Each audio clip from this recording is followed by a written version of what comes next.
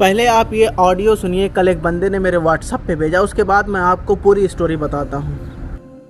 अरे यार नौकरी कैसे अब बेचारा हमारा विजिट पे और विजिट होता 2 महीना काम करा तो विजिट खत्म हो गया। क्या था ठीक है विजिट लगी बेचारा आदमी यहाँ होता मजबूरी में ना भगवान टाइम पे क्या ना लगे। ये मैसेज मेरे गांव के एक बंदे ने भेजा जो उसके साथ काम करता था, एक दूसरा बंदा, उसका ये केस है। वो विजिट वीज़ा लेकर यहाँ पर आया था, उसने एक कैफेटेरिया में जॉब पकड़ी और बाप बोला ठीक है भाई करो, हम आपका वीज़ा लगाएंगे। 3 महीना गुजर गया, जब उसका विजिट वीज़ा खलास हो गया वो बोला अरबाब हमारा वीज़ा, वो बोला ठीक है काम करो, हम लगाएगा। ऐसा करते करते 2.5 महीना निकल गया। बंदे के ऊपर 3,500 दरहम का फ़ाइन आ गया। अभी अरबाब पलट गया, बोला भाई तुम कहीं और देख लो, हम नहीं लगा पाएंगे। तो विजिट वीज़ा वालों से मेरी एक रिक्वेस्ट है कि जब भी आप आएँ यूएई में, अगर कोई कंपनी पकड़ते हैं छोटी मोटी, अगर वो आपको जॉब पे रखता है तो कम से कम एक ऑफ़र लेटर ले लो, किसी पेपर पे मोहर के साथ ले लो कि हाँ हम आपका वीज़ा लगवाएंगे। क्योंकि अगर वो नहीं लगाएगा, सपोज़ आपका 3 महीना ओवर हो गया, वो कह देगा कि हम नहीं लगाएंगे, आप कुछ भी नहीं कर सकते।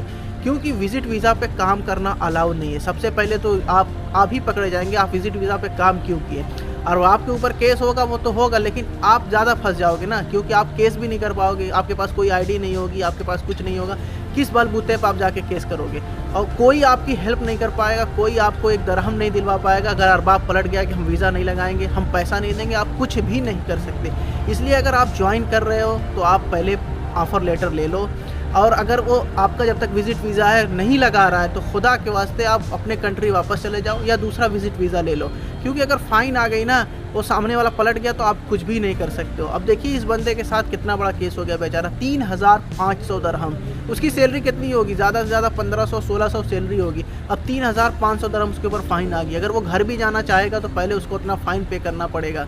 तो इस तरह के फ्रॉड से, इस तरह के केस से बचने के लिए दोस्तों थोड़ा सा सतर्क हो जाइए। मुझे मालूम है कि आदमी मजबूर होता है नौकरी के लिए, वो अरबाब से डायरेक्टली उतना खुल के बात नहीं कर पाता, लेकिन आपको अपनी भलाई के लिए करना पड़ेगा।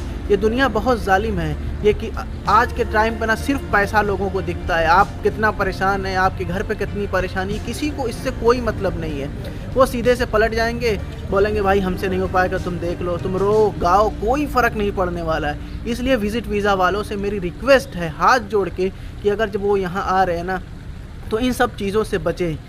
अगर आपको जॉब मिल रही है तो आप ऑफ़र लेटर लो, अगर नहीं दे रहा है, जब तक आपका विजिट वीज़ा है, काम कर रहे हो कर लो। उसके बाद अगर वीज़ा आपका जब तक ख़त्म हो गया, नहीं लगा रहा तो आप चले जाओ।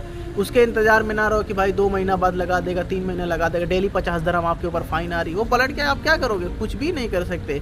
जैसे मेरे साथ भी हुआ था, मेरे ऊपर भी 1200 दरहम का फ़ाइन आया था, लेकिन कंपनी ने मुझे ऑफ़र लेटर दिया हुआ था, प्लस मुझे यहाँ पे रहने की, खाने की कोई दिक्कत नहीं थी। अगर कंपनी नहीं भी देती तो मैं अपने अब्बा के साथ यहाँ रह के जाके केस कर सकता था, क्योंकि मेरे पास ऑफ़र लेटर है, कंपनी का मोहर है, सब कुछ था। लेकिन अरबाब ने हमारा लगाया, अपना फ़ाइन पे करके हमारा वीज़ा लगाया, क्योंकि कंपनी में कुछ प्रॉब्लम रही होगी या जिस वजह से उसने मेरा लेट लगाया, लेकिन मेरा वीज़ा लगाया। लेकिन आप लोग ऐसी मिस्टेक मत करिएगा।